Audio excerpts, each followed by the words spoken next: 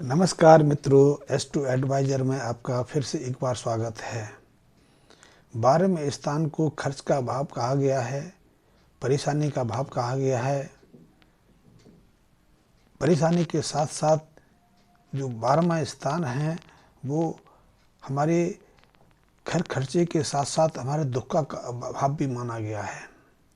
ऐसे में लाल किताब के अनुसार कहा गया है कि यदि 12वें स्थान पर मंगल विराजमान हो जाएं तो 12वें स्थान पर मंगल ज़्यादा अशुभ प्रभाव तो नहीं देते हैं, क्योंकि 12वां स्थान लाल किताब के अनुसार राहु का घर है और शुक्र का भाव है। शुक्र 12वें स्थान पर उच्च रहते हैं, लेकिन जब मंगल 12वें स्थान पर जाते हैं तो राहु के कारण उनका प्रकोप, उनका जो दुष्प्रभाव, जो बुरा प्रभाव है वो शांत रहता है। लेकिन लाल किताब ये भी कहती है, ये अनुभव भी है, और उस अनुभव के अनुसार यदि शुक्र, राहु और मंगल एक दूसरे के सामने विराजमान हो जाएं, या फिर 12वें स्थान पर मंगल के साथ में बुध विराजमान हो, या मंगल बुध और शुक्र की मेल बन जाए, तो ये स्थिति बहुत भयंकर बन जाती है। क्योंकि जब तक मंगल और राहु एक दूसरे से अलग किसी भी स्थिति में रहते हैं, मंगल यानी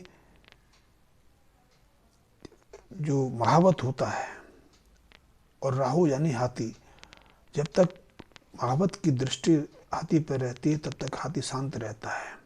लेकिन इसके विपरीत यदि महावत की दृष्टि हाथी से हट जाए तो हाथी अनियंत्रित होकर नुकसान पहुंचाने लग जाता है, यहाँ तक कि महावत का भी शिकार कर सकता है, महावत को भी हानि पहुंचा सकता है। इसी लाल किताब में कहा गया है कि यदि मंगल 12वें स्थान पे हैं और राहु उसके सामने किसी दृष्टि के अलावा किसी भाव में है तो मंगल का प्रकोप शांत रहता है, मंगल ज़्यादा प्रभाव नहीं देता। 12वें स्थान का मंगल मांगलिक दोष तो अवश्य बनाता है, लेकिन ये पाराशर ज्योतिष भी कहती है कि 12वें स्थान का मंगल ज़्यादा नुकसान नहीं पहुंचाता और एक उम्र के बाद उसकी मांगलिक जो कुदृष्टि है समाप्त हो जाती है। लाल किताब भी यही कहता है कि राहु और मंगल का यदि एक दूसरे सामना ना हो तो वो मंगल जो है शांत रहते हैं, लेकिन यदि ये एक दूसरे के सामने बैठ जाएं, राहु की दृष्टि तो मंगल पर हो लेकिन मंगल की दृष्टि राहु पर ना हो, तो ये मंगल का 12वें स्थान पर बैठना कई तरह की विसंगतियां पैदा कर देता है। और ऐसे में यदि बुध का साथ मिल जाए तो ऐसा व्यक्ति असामाजिक कार्यों में लिप्त हो जाता है, वो नशा करने लग जाता है। नशे के कारण का स्वास्थ्य तो प्रभावित होता ही होता है, उसका घर परिवार भी कलेश और दिक्कतों में घिस जाता है। ऐसे में परिवार में कलह बनी रहती है, बिना मतलब लड़ाई झगड़े हो जाते हैं, घर में आमदनी घट जाती है और आमदनी घटने से पारिवारिक कलह और बढ़ जाती है। ऐसे में यदि शुक्र भी साथ में आ जाए तो फिर गृहस्थ जीवन का टिकना तो असंभव भी हो जाता है। संतान पर दुष्प्रभाव पड़ता है। संतान भी ऐसे परिवारों में जो संतानें होती हैं वो भी असामाजिक कृत्यों से लिप्त रहती हैं। आज के समय संतानों का बिगड़ना, कुसंगति में पड़ना, नशा करना या फिर लूटपाट हत्या में शामिल हो जाना, उसका एक कारण यह भी है कि 12वें स्थान पर जो मंगल बुध और शुक्र के साथ विराजमान हो जाते हैं उससे संतान के ऊपर भी दुष्प्रभाव पड़ जाता है। ये स्थिति भयंकर स्थिति है। मंगल के 12वां स्थान कई तरह की विसंगतियां पैदा कर देता है, कई तरह की गलत परिणाम देने लगता है। 12वां यदि ऐसे जातक को 28वें साल के बाद तो कई तरह की परेशानियां आती हैं। 28 साल के बाद विवाह हो जाए तो विवाह ज़्यादा समय टिकता नहीं। कई बार तो वैवाहिक संबंध में या पति पत्नी के साथ इतने संबंध बिगड़ जाते हैं कि ससुराल पक्ष ही ऐसे व्यक्ति को, ऐसे परिवार को जेल यात्रा कराने पर उतारू हो जाता है।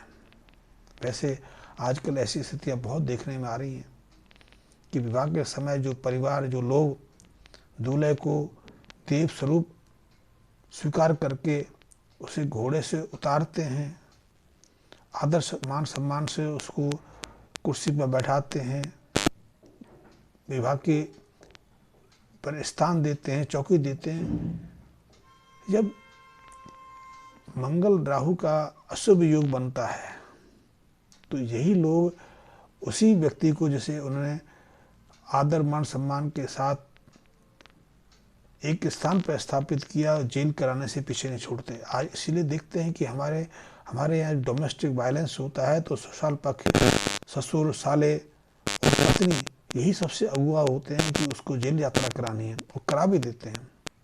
लाखों लोग इस यातना को झेलने पर विवश हैं और उसके पीछे संभव परिस्थितियाँ कुछ भी रही हों, लेकिन एक लाल किताब, एक ग्रह स्थिति भी होती है जिसमें हम राहु और मंगल को आमने सामने बैठा देते हैं, चाहे वो बचपन के अनुसार से हो जाए या फिर अब अपने कर्मों के माध्यम से। और ऐसे में ये स्थितियाँ बहुत विकट बन जाती हैं।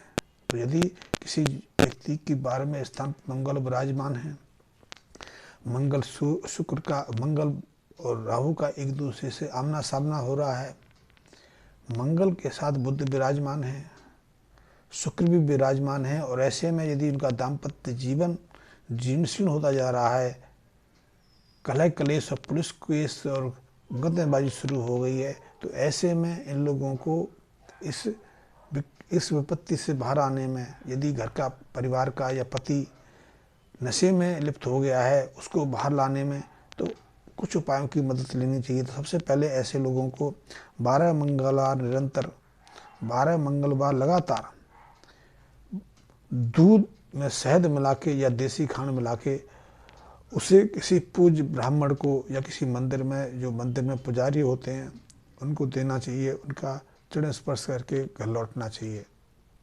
इससे मंगल की जो प्रतिकूल स्थिति है, मंगल के जो अशुभ भाव हैं, अशुभ प्रभाव हैं, वो शांत हो जाते हैं। तो हर मंगलवार को 12 मंगलवार निरंतर आप अपनी श्रद्धा के अनुसार आधा किलो, 1 किलो, जो भी आपका, आप जितना भी दे सकते हैं उतना दूध लेके उसमें या तो देसी खांड या शहद मिला के किसी ब्राह्मण को किसी मंदिर में देते रहें।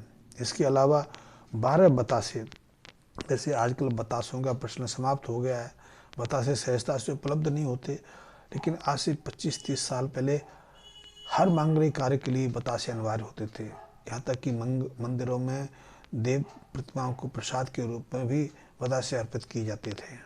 फिर मांगलिक कार्य हो, विवाह कार्य हो, सगाई कार्य हो, कीर्तन हो या कोई और मांगलिक उत्सव हो, तो हर जगह बतासे बांटे जाते थे। बतासे बहुत शुभ हैं मंगल की शांति के लिए, कलह कलेश को समाप्त करने के लिए, या लोग बच्चों पर कोई दुष्प्रभाव ना पड़े, वो कुसंगति में ना जाएं, उनको बतासे खिलाने की प्रथा थी। बतासे इसलिए खिलाई जाते थे कि बतासे मंगल को शांत करने में, मंगल की अशुभता को मिटाने में बहुत मददगार होते हैं। तो ऐसे में यदि 12वें स्थान पर मंगल विराजमान है तो आपको 12 बतासे लेकर उन 12 बतासों को प्रतिदिन या तो किसी धर्म स्थान पर आपको देने की आवश्यकता है या उनको जल प्रभावित करने की आवश्यकता है। उससे 12वें स्थान के मंगल की जो अशुभता है वो समाप्त हो जाती है।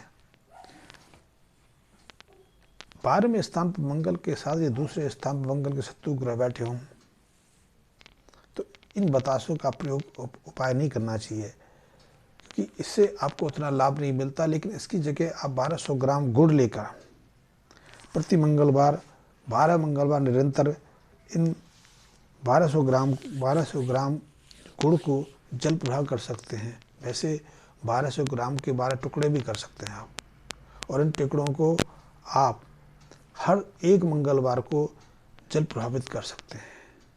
इससे 12वें स्थान के मंगल की अशुभता शांत होती है।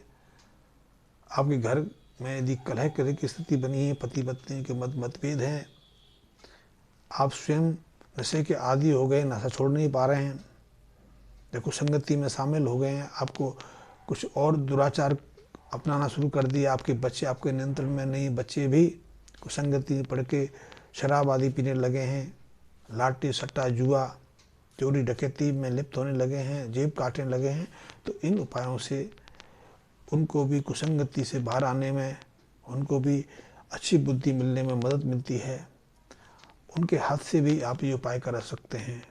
ये लाल किताब के अद्भुत उपाय हैं। लाल किताब बेहद चमत्कारी है, और यदि आप लाल किताब में रुचि रखते हैं, लाल किताब को समझना चाहते हैं, लाल किताब से लाभ लेना चाहते हैं, तो आप मेरे चैनल से जुड़े रहिए। और अब तक यदि आपने मेरे चैनल को सब्सक्राइब नहीं किया है तो एक बार सब्सक्राइब कर लें। धन्यवाद मित्रों।